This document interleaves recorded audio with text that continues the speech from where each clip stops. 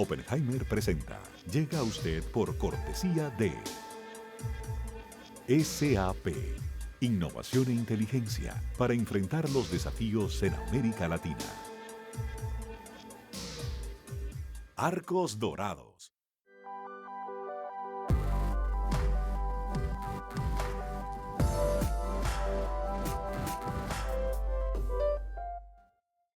En Buenos Aires, Argentina, hay una universidad que te prepara para trabajar sin fronteras. UADE, una gran universidad. En el Bancoppel de Julia, la tarjeta de crédito se tramita solo con una identificación oficial. Bancoppel, el banco que quiero a mi manera. ¿Sabías que según un estudio de la Universidad de Oxford, casi la mitad de los trabajos actuales podrían dejar de existir en 10 años? La inteligencia artificial llegó para quedarse. ¿Cómo te va a afectar la automatización? ¿Cuáles son los trabajos del futuro? Andrés Oppenheimer te lo cuenta en su nuevo libro, Sálvese quien pueda. Y no te quedes atrás. Encuéntralo en librerías.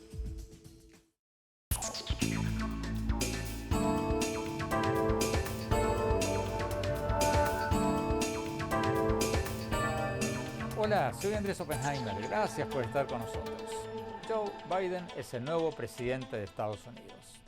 Y la gran pregunta es si va a ser un presidente políticamente fuerte o si va a ser un presidente débil, disminuido por las falsas acusaciones del expresidente Trump, en el sentido de que habría habido un fraude electoral. Porque todavía hay mucha gente en Estados Unidos que cree en las mentiras de Trump sobre ese supuesto fraude, a pesar de que han sido refutadas, entre otros, por todas las máximas instancias electorales de los estados en disputa, dirigidas por funcionarios de ambos partidos, republicanos y demócratas, y por la Corte Suprema de Estados Unidos, de mayoría conservadora, que incluye a 3 jueces nombrados por el propio Trump. Y las otras grandes preguntas que todos nos estamos haciendo. ¿Va a poder Biden llevar a cabo sus planes de legalizar a 11 millones de indocumentados? ¿Va a poder materializar su intención de conseguir vacunas o de ayudar a darles vacunas a los países en desarrollo que no tienen vacunas contra el coronavirus? ¿Y cómo van a cambiar con el nuevo gobierno de Biden las relaciones de Estados Unidos con América Latina? ¿Hay cosas que concretamente van a beneficiar o perjudicar a México, Argentina, Colombia, Perú, Venezuela, Centroamérica? Hoy vamos a analizar todo esto con 2 invitados que pasan buena parte de su tiempo en Estados Unidos y que siguen muy de cerca los temas latinoamericanos. Vamos a hablar con la expresidenta de Costa Rica, Laura Chinchilla, politóloga, copresidenta del Centro de Estudios Diálogo Interamericano en Washington y vicepresidenta del Club de Madrid. Y vamos a tener también al exsecretario de Relaciones Exteriores de México y profesor de la Universidad de Nueva York, escritor, colaborador de CNN, Jorge Castañeda. Empecemos con la expresidenta Chinchilla. Expresidenta, gracias por estar con nosotros. ¿Cómo ve los primeros pasos de Joe Biden en la presidencia? ¿Usted cree que va a poder ser un presidente fuerte o Estados Unidos está tan dividido que va a ser un presidente débil porque los seguidores de Trump le van a hacer la vida imposible?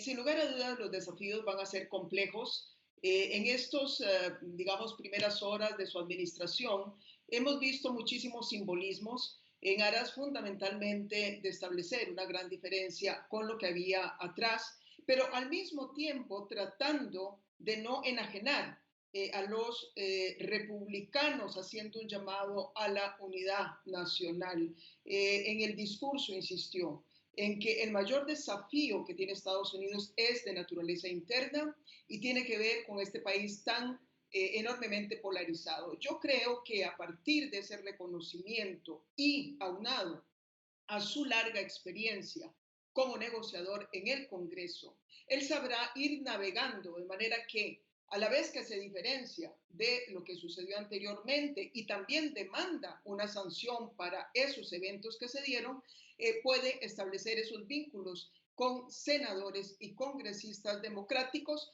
del Partido Demócrata como para poder avanzar en su agenda. Doctor Jorge Castañeda, ¿Biden va a ser un presidente débil porque los seguidores de Trump le van a hacer la vida imposible o va a ser un presidente fuerte? Pues mira, Andrés, yo creo que va a ser un presidente muy fuerte y así lo está demostrando en estos primeros días, porque en primer lugar tiene una mayoría exigua sin duda, tanto en la Cámara de Representantes como en el Senado. Y eso es algo que no sucede con mucha frecuencia en Estados Unidos. En segundo lugar, porque llega a la presidencia en la estela del peor presidente de la historia de Estados Unidos, que sale de la presidencia con los niveles de popularidad más bajos de la historia moderna de Estados Unidos y que incluso puede ser perseguido penalmente por hechos o delitos cometidos durante su mandato o antes de su mandato. Me refiero desde luego a Donald Trump. Y porque también hay una especie de desorientación, de confusión generalizada dentro del Partido Republicano e incluso entre los seguidores de Trump, de ahora qué hacer, oponerse sistemáticamente a todo lo que plantee Biden, distanciarse de Trump, dar una especie de lucha de guerra de guerrillas contra Biden. Por este conjunto de razones, Andrés, me parece que Biden entra con un mandato, con una fuerza que no habíamos visto desde hace muchísimos años en Estados Unidos. Ahora, Biden tiene 78 años, no es un orador carismático. ¿Va a tener suficiente apoyo político para poder unificar al país como lo prometió en su discurso inaugural? Expresidenta Chinchilla. Es un hombre que básicamente está caracterizado por el pragmatismo y aunque no es fuertemente carismático, es un hombre que la gente lo ve como una figura muy normalizada, como una figura accesible y creo que eso no deja de ser algo importante en un momento en que este país ha vivido una enorme crispación. Es decir, ese tono de normalización siento que puede ayudarle muchísimo a él y ese gran pragmatismo que tiene, porque no necesariamente lo alinea ideológicamente con parte de la base del Partido Demócrata de Izquierda, siento que también es parte de las fuerzas de las que él podrá echar mano para lograr unir al país. Es claro que si Estados Unidos no muestra una cara unida, tampoco podrá él avanzar en esa agenda tan ambiciosa a nivel internacional. Doctor Castañeda, ¿va a poder unificar Biden al país? Pues mira, estas palabras que muchos mandatarios de muchos países utilizan de unir al país, unir a los norteamericanos, a los chinos, a los españoles, a los brasileños, en fin, son un poquito, digamos, tienden a ser a veces lugares comunes. Estados Unidos es un país como la mayor parte de las democracias, pues dividido o en dos o en cuatro o en seis. En efecto, se ha polarizado la sociedad norteamericana a lo largo de los últimos 20 años, por tomar una fecha, y eso va a ser difícil de superar de la noche a la mañana. Pero al mismo tiempo, si uno ve las encuestas, por ejemplo, pues hay apoyos muy significativos de 60, 70% de los norteamericanos para algunas de las reformas que Trump está planteando. Por tomar un caso, el de los DACAs o Dreamers, que siempre tuvieron una recepción muy positiva en la opinión pública. Podríamos encontrar otros también. Entonces, me parece que sí, Biden va a tener la fuerza política para eso. Está arrancando con el pie derecho, tratando de hacer cosas muy importantes. Doctor Castañeda, ¿qué le parece el gabinete de Biden, la gente que ha nombrado hasta ahora? ¿Qué le parece? Pues mira, me da la impresión, sin conocerlos bien a todos, que en el aspecto de política exterior, seguridad nacional, etcétera, es un gabinete bastante convencional, que no representa gran originalidad ni audacia y del cual probablemente no vayan a emerger, a surgir grandes ideas nuevas. En la parte social ya es más interesante, es más atractivo y en la parte económica, el equipo de economistas a su alrededor, el National Economic Council, la secretaria Yellen, la gente que está en presupuesto, la gente que está en comercio, creo que sí son un poco más originales, más imaginativos los nombramientos. Y creo que de ahí es donde van a salir ideas nuevas. Y también, desde luego, en toda la gente encargada del tema de cambio climático. Expresidenta Chinchilla, su opinión del gabinete de Biden, la gente que Biden eligió para colaborar con él. Bueno, el primer, digamos, elemento que uno ve ahí, la primera señal que manda es de un gabinete diverso, sin duda alguna. Tenemos diferentes grupos raciales, tenemos mujeres, 50% de mujeres en ese gabinete, de manera que ese elemento es importante desde el punto de vista de ser consecuente con el llamado a la unidad de América o Estados Unidos en torno a su propuesta. Estará por verse cómo les va a ir en todo el proceso de ratificación en el Senado, si pasan la prueba todos ellos, y si no, pues tendrá que echar mano una vez más de su pragmatismo, hacer un poco más al lado esas consideraciones de diversidad y apostar por aquello que sea viable. Tenemos que ir a un corte. Cuando volvamos, vamos a hablar sobre qué va a cambiar con el nuevo gobierno de Estados Unidos para América Latina. Y si el nuevo presidente, si Biden, va a seguir adelante con su intención de ayudar a conseguir vacunas contra el coronavirus para los países en desarrollo, incluidos los de América Latina. No se vayan, ya volvemos.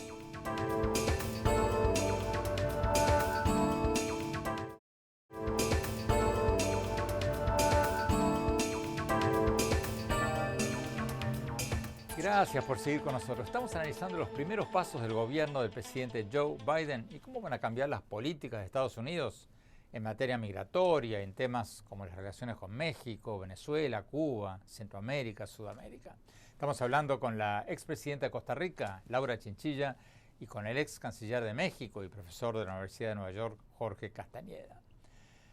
Vamos a México. Doctor Castañeda, Biden envió al Congreso un proyecto de ley para legalizar a unos 11 millones de indocumentados. Pero bueno, el expresidente Obama también prometió lo mismo en el 2008-2009 y no pudo hacerlo. ¿Qué le hace pensar que Biden lo puede lograr esta vez? Bueno, en primer lugar, a diferencia de Obama y de Bush, que ambos intentaron una reforma migratoria integral, Biden lo hace desde el principio, desde el primer día de su mandato, no después de otras cosas. Bush de muchas y Obama después de la reforma al proyecto de salud, al sistema de salud, cuando ya le quedaba poco capital político después del enorme esfuerzo que hizo para lograr esa reforma.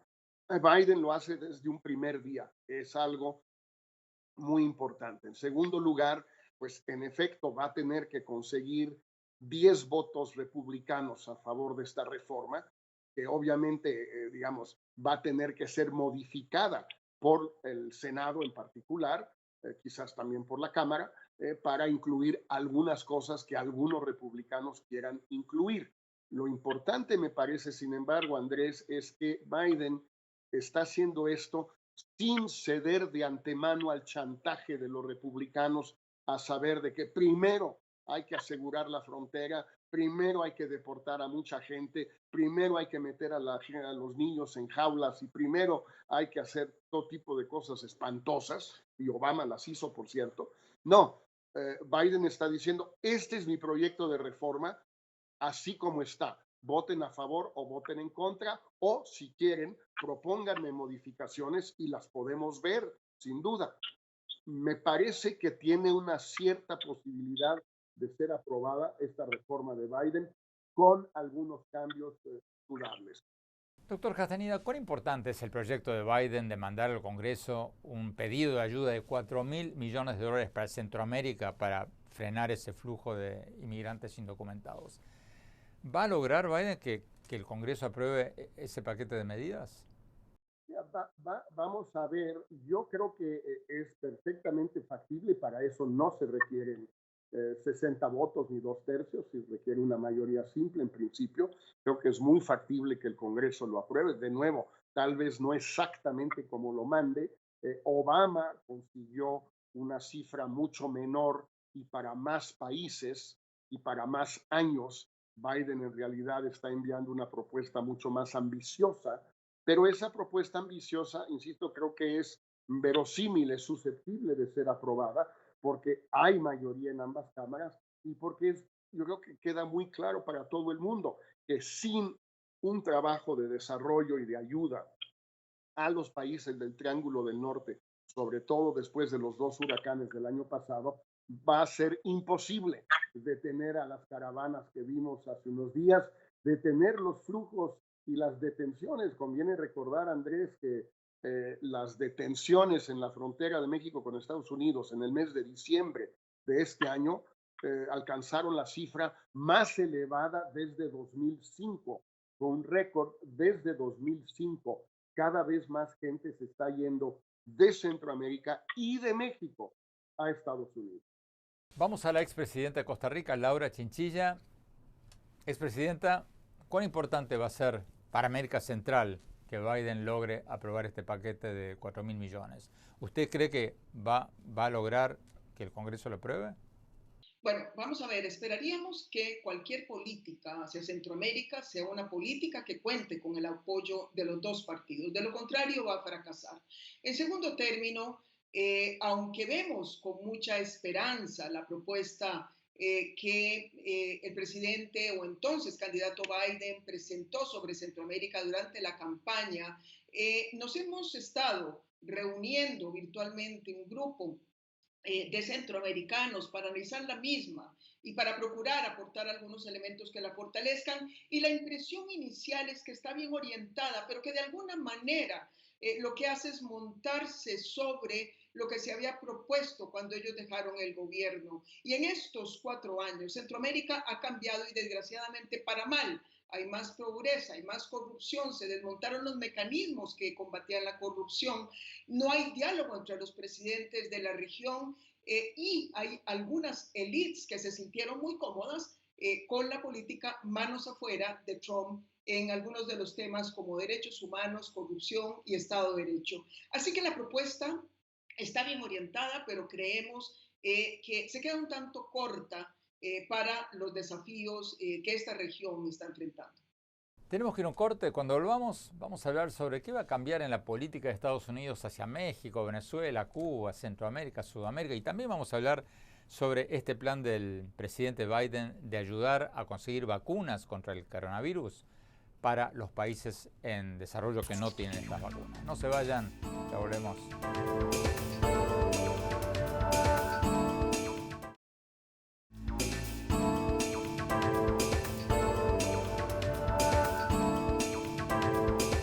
Gracias por seguir con nosotros. Estamos analizando los primeros pasos del gobierno del presidente Joe Biden y cómo van a cambiar las políticas de Estados Unidos en temas como las relaciones con México, Venezuela, Cuba, Centroamérica, Argentina, Colombia, Perú. Y estamos hablando con la expresidenta de Costa Rica, Laura Chinchilla, y con el ex canciller de México, Jorge Castañeda. Vamos con la expresidenta Chinchilla. Expresidenta, hablemos un poco de Venezuela, la mayor crisis de América Latina, el peor derrumbe económico en la historia reciente de la región, una cifra récord de pobreza, más de 5 millones de migrados y refugiados. Bueno, usted conoce la historia. ¿Cómo interpreta usted las primeras señales que ha enviado el gobierno de Biden sobre Venezuela? Las señales son señales esperanzadoras en el sentido, primero, de que aquellas decisiones que se habían tomado durante la administración Trump y que parecían ir bien orientadas, como el reconocimiento de Juan Guaidó como presidente de Venezuela o presidente, pues, dentro de las condiciones que se han establecido, el reconocimiento de la asamblea que fue electa en el 2015, todo eso se está manteniendo. Tampoco se está hablando de desmantelar algunas de las sanciones, sobre todo aquellas que más duelen a los representantes del régimen. Y en cuanto a las sanciones económicas, pareciera que tampoco se van a precipitar desmontándolas. Por otro lado, esperaríamos que ellos añadan lo que faltó en la administración Trump, que fue una estrategia diplomática más consistente, coherente, que pudiese hacer un uso adecuado de esas sanciones económicas. De manera que sí, con esta administración conseguimos una estrategia diplomática a la par de las sanciones económicas, podríamos esperar que avancen negociaciones en la dirección de poder conseguir la transición hacia la democracia en Venezuela. Doctor Castañeda, ¿cómo ve usted lo dicho hasta ahora por el gobierno de Biden sobre Venezuela? Pues Biden no creo que haya dicho mucho, Andrés. Anthony Blinken, quien será o es secretario de Estado, en su comparecencia ante el Senado, sí dio algunos elementos sobre la nueva postura, no tan nueva, de Estados Unidos frente a Venezuela. Pues dijo que se trata desde luego de una dictadura, de que hay que involucrar más a los aliados de Estados Unidos en la búsqueda de una solución, que hay que seguir buscando opciones de negociación, pero sin necesariamente suprimir las sanciones contra PDVSA y contra los personeros del régimen de Maduro. No me dio la impresión, por los 4 o 5 puntos que mencionó Blinken, que tengan por ahora una estrategia muy definida, o si la tienen, pues no la quiso divulgar en su comparecencia ante el Senado. Lo más importante creo va a ser, Andrés, ver qué países, China, Rusia, Cuba, pueden ayudar a salir de esta crisis, tomando en cuenta que todos los demás países han ayudado de manera significativa en un momento u otro.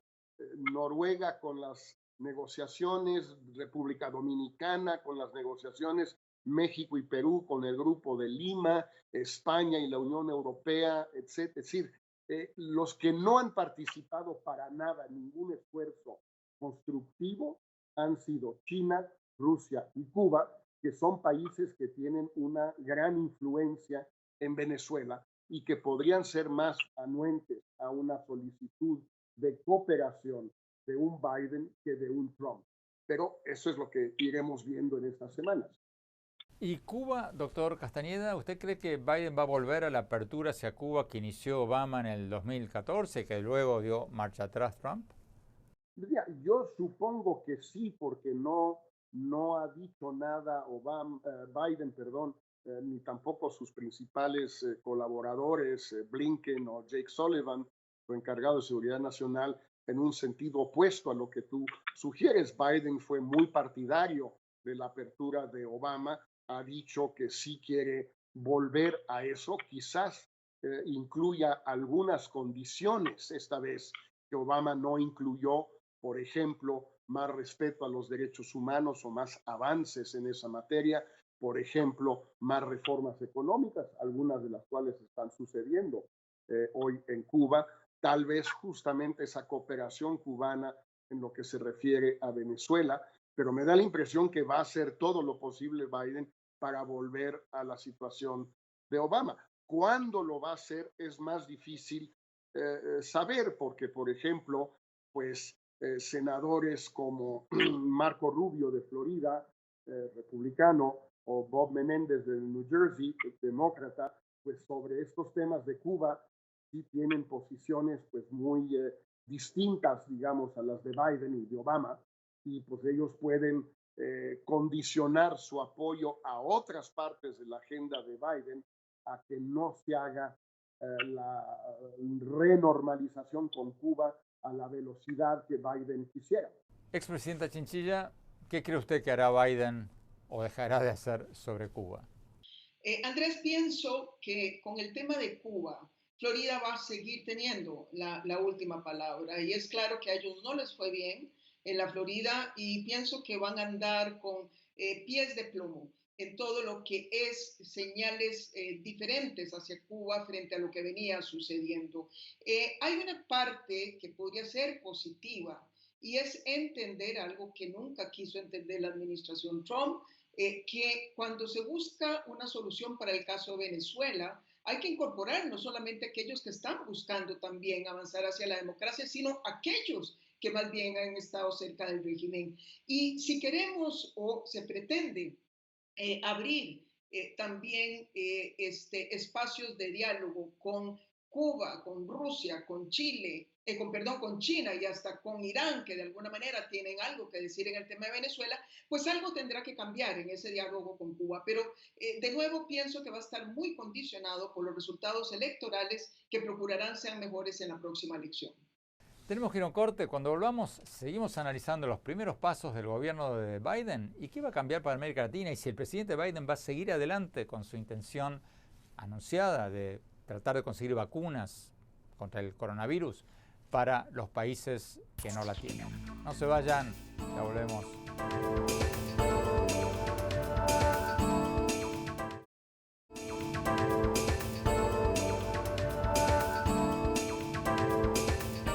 Gracias por seguir con nosotros. Estamos analizando los primeros pasos del gobierno del presidente Joe Biden. Y lo estamos haciendo con la expresidenta de Costa Rica y directiva del Centro de Estudios Diálogo Interamericano de Washington, Laura Chinchilla, y con el ex secretario de Relaciones Exteriores de México y profesor de la Universidad de Nueva York, Jorge Castañeda.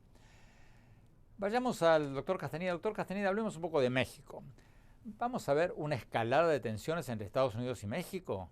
Lo digo por la reciente decisión de México de liberar al general Cienfuegos, que había sido acusado de narcotráfico en Estados Unidos.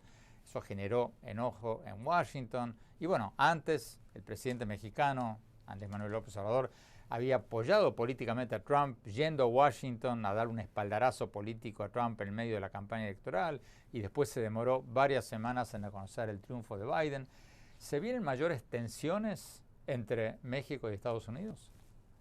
Yo no sé si de mayores tensiones, Andrés, pero sin duda de un aumento en el número de temas de la agenda bilateral que estarán en la mesa. En el fondo, con Trump hubo un solo tema, el tema migratorio, y básicamente Trump le dijo a López Obrador: mientras detengas a los centroamericanos en la frontera sur de México o en la frontera norte de México, lo demás haz lo que tú quieras, no me importa. Un poquito de insistencia quizás en lo del TEMEC, el Tratado de Comercio, pero no, la verdad todo indica que a Trump no le importaba en lo más mínimo el contenido del tratado, solo la existencia de un nuevo tratado.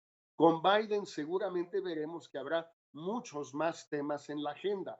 Los temas tradicionales, como por ejemplo el tema de la seguridad y el narcotráfico, las acusaciones de la DEA, si no contra Cienfuegos, contra otros, la búsqueda de gente que quiere Estados Unidos, como Rafael Caro Quintero, como Ovidio Guzmán, etcétera, es decir, gente buscada por Estados Unidos, más esfuerzo quizás en los puertos y en las rutas de la droga hacia Estados Unidos. Sin duda habrá temas de negociación sobre cambio climático y energías renovables, donde puede haber diferencias de punto de vista. Lo mismo también en la cuestión migratoria, donde ya no se tratará solo de impedir la llegada de centroamericanos, pero donde también habrá que ver qué hace México para coadyuvar a esta gran reforma que Estados Unidos quiere llevar a cabo. Y así sucesivamente. Venezuela, tú lo mencionabas,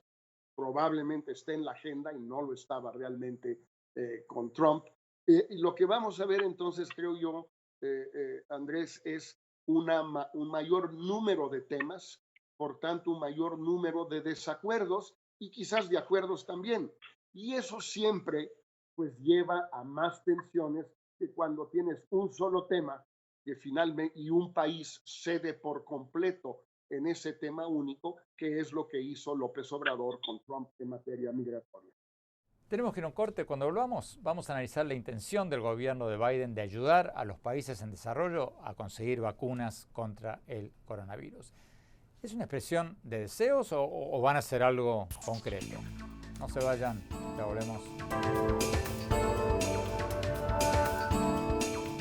¿Sabías que según un estudio de la Universidad de Oxford, casi la mitad de los trabajos actuales podrían dejar de existir en 10 años? La inteligencia artificial llegó para quedarse. ¿Cómo te va a afectar la automatización? ¿Cuáles son los trabajos del futuro? Andrés Oppenheimer te lo cuenta en su nuevo libro, Sálvese quien pueda.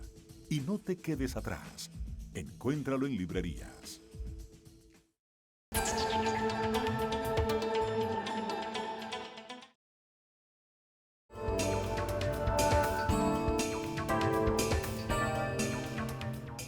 Gracias por seguir con nosotros. Estamos analizando los primeros pasos del gobierno del presidente Joe Biden y cómo van a cambiar las políticas de Estados Unidos en temas como las relaciones con México, Venezuela, Centroamérica, Sudamérica. Estamos hablando con la expresidenta de Costa Rica, Laura Chinchilla, y con el exsecretario de Relaciones Exteriores de México y profesor de la Universidad de Nueva York, Jorge Castañeda.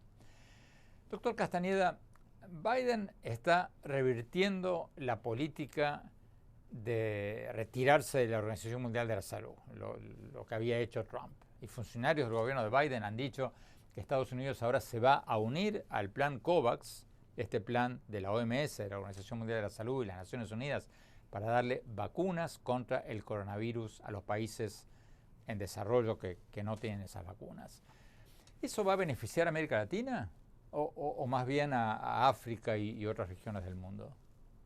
Bueno, habrá que ver exactamente cuáles son los criterios que se utilicen tanto en el esquema COVAX de Naciones Unidas y de la OMS, o si son las empresas productoras de la vacuna que toman decisiones ellas mismas. ¿En qué criterios? En América Latina seguramente hay 3 o 4 países por lo menos que califican como pobres, entre comillas, Haití, Nicaragua, Bolivia, quizás Honduras, quizás Cuba. Entonces, en esos casos, pues es probable que de una manera o de otra estos países se vean beneficiados por esta postura del gobierno de Biden. Países como México, Brasil, Chile, Argentina, etcétera, pues es más difícil. Hay pobres en México y en Brasil, pero no son países pobres, son países de ingreso medio, incluso de ingreso medio alto. Expresidenta Chinchilla, ¿habrá una ayuda de Biden para América Latina para conseguir vacunas contra el coronavirus? Primero, Andrés, creo que es importante que lo hagan, porque independientemente que sea América Latina, África u otro país de menor desarrollo relativo, el mecanismo COVAX es el único que nos va a garantizar a los países de menor desarrollo relativo tener acceso a las vacunas.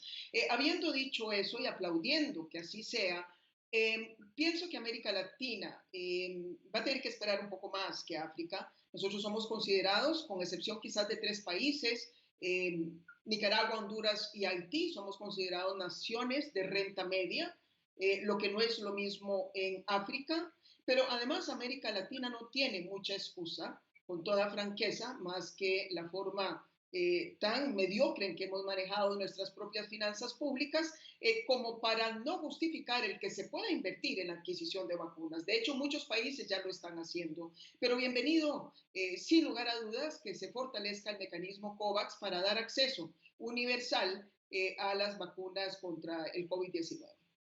Tenemos que ir a un corte. Cuando volvamos, mi opinión sobre los primeros pasos del nuevo gobierno de Estados Unidos. No se vayan, ya volvemos.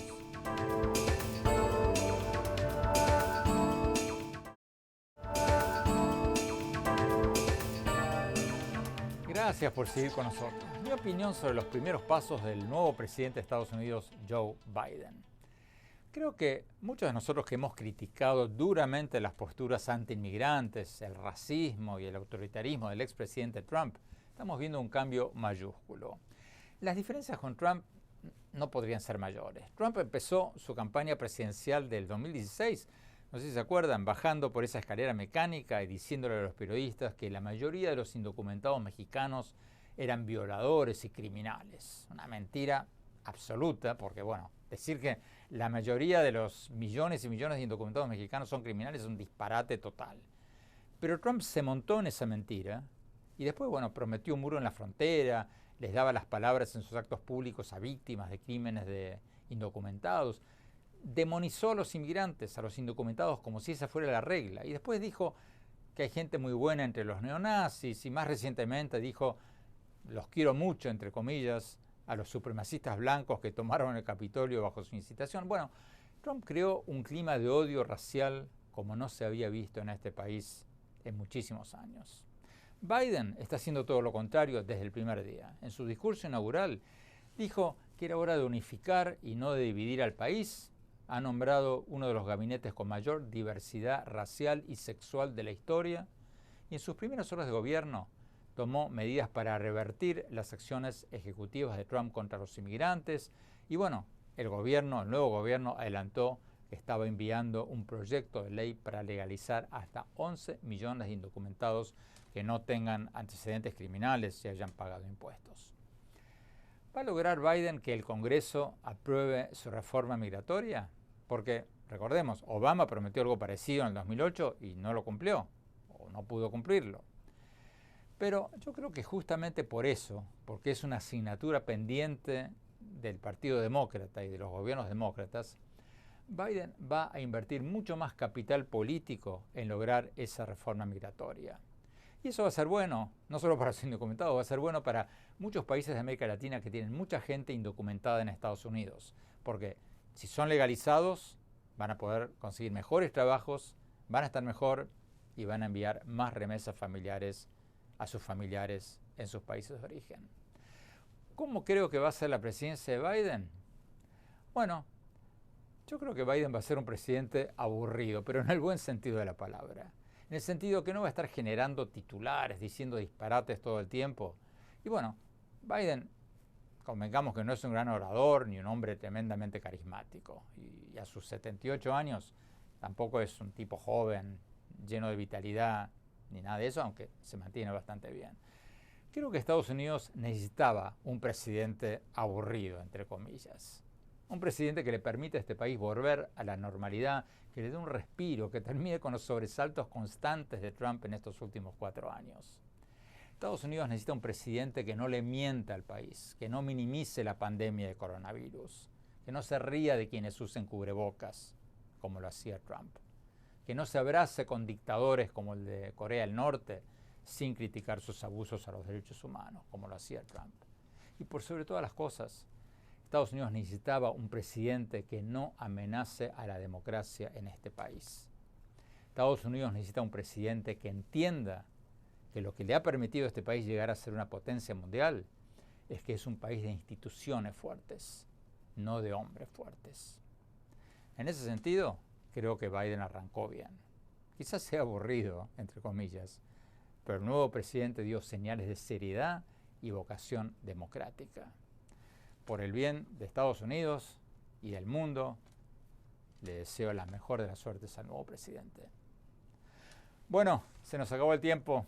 Gracias por habernos acompañado. Los invito a visitar mi blog sobre política, tecnología, innovación, educación en el sitio de internet andresopenheimer.com y en mi Twitter, @OppenheimerA, y en mi página de Facebook, Andrés Oppenheimer, y en mi cuenta de Instagram, Andrés Oppenheimer Oficial. Gracias por habernos acompañado. Cuídense mucho. Hasta la semana próxima.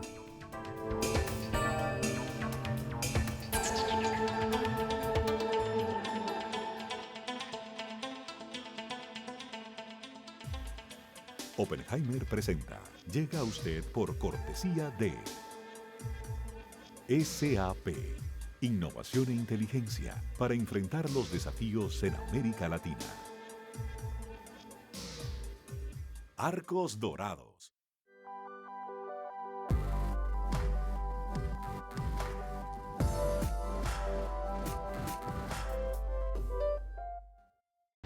En Buenos Aires, Argentina, hay una universidad que te prepara para trabajar sin fronteras. UADE, una gran universidad. En el Bancoppel de Pedro, el préstamo digital se obtiene a través de un sencillo SMS. Bancoppel, el banco que quiero a mi manera. ¿Sabías que según un estudio de la Universidad de Oxford, casi la mitad de los trabajos actuales podrían dejar de existir en 10 años? La inteligencia artificial llegó para quedarse. ¿Cómo te va a afectar la automatización? ¿Cuáles son los trabajos del futuro? Andrés Oppenheimer te lo cuenta en su nuevo libro, Sálvese quien pueda. Y no te quedes atrás. Encuéntralo en librerías.